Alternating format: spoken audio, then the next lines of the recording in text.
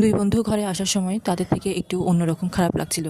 ঘরে ঢুকতে ওদের ওদের একটা নেগেটিভিটি ফিল হচ্ছিল। ওরা বলছিল যে ঘরটা চেঞ্জ করা দরকার, কিন্তু একজন বন্ধু বলল যে না, ঘরটা চেঞ্জ করবো না। দুজনে এসে অনেক টায়ার্ড হয়ে বলছে যে অনলাইন থেকে কিছু খাবার অর্ডার করতে। তারপর ওরা অনলাইন থেকে খাবার অর্ডার করতে স্যান্ডউইচ অর্ডার করলো। এরপর একটু পরেই বেল বেজে উঠলো। তারপর খাবার চলে আসলে তারপর লোকটিকে টাকা দিতে বললে লোকটি তখন বলে যে খাবারটা ক্যাশ অন ডেলিভারি। তারপরে যে খাবারের ডেলিভারি ম্যানটা তারপর বলছে যে আমাকে একটু পানি দেন।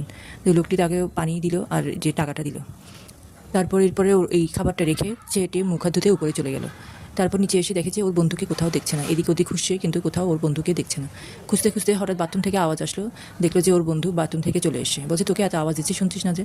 বলছে আমি বাথরুমে ছিলাম। বলে এদিকে মেইন দরজা কে খোলা রেখেছে? বলছে না আমি তো রাখিনি। তারপর খাবার নিতে গিয়ে দেখেছে খাবারটা টেবিলে নেই।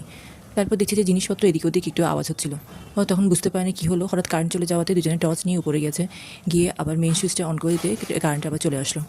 এখন আবার যখন বসলো তখন ফোন আসছে বারবার ওর পাশে থেকে, কিন্তু সেটা ওর ফোন রিসিভ করলো না। তখন বললো যে তোরও ফোন এসছে, তুই যা উপরে গিয়ে রিসিভ কর গিয়ে। এখন ফোন রিসিভ করতে গিয়ে তখন ওর কোনের বন্ধু ফোন করলো, দেখছে যে ঘরের মধ্যে কে একজন আছে, আরও একজন ওদের ছাড়া। জিনিসপত্র এদিক ওদিক হচ্ছে, লাইট অন অফ হচ্ছে, ওরা বুঝতে পারছে না যে কী হলো। তারপর ওরা একটু ভয় পেয়ে গেল। এরপরে আবার লাইট তখন হঠাৎ করে ফ্লিকার হচ্ছিল। বলছে এরকম হচ্ছে কেন? তখন ওরা চারদিকে লাইটের ওখানে গিয়ে দেখতে গেলো যে লাইটটা কেন এত ডিস্টার্ব করছে।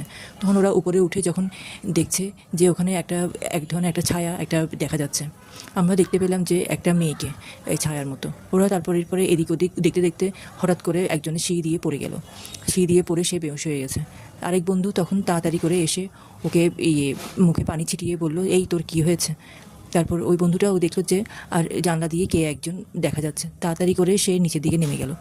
তারপর ওই বন্ধুটাকে জাগিয়ে তুললো। ওই বন্ধুটা তখন বললো যে এখানে কিছু একটা আছে, কেউ একজন আছে।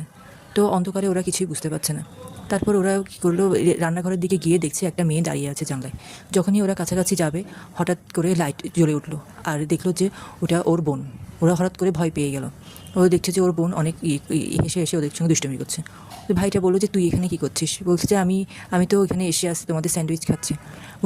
বলছে তুই কখন এসছি? বলে এই তো কতক্ষণ আগেই এসছি আমি। বলছে মা তোমার কখন থেকে ফোন করছে, তুমি তো ফোন রিসিভ করোনি। বলে আচ্ছা ঠিক আছে, আমি তোমাদের জন্য চা করছি, তোমরা বসো ড্রয়িং রুমে। তারপর ওরা কী করেছে, ওখানে গিয়ে ড্রয়িং রুমে হেসে হেসে বসছে। বলছে দেখেছিস ওই করছে যে এইসব দুষ্টামি, বা তুই তো শুধু শুধু ভয় পাচ্ছিস, তুই তো একদম ভয় পেয়ে গেছিস। সেগুলো বলে বলে একজন বন্ধু হাসছে।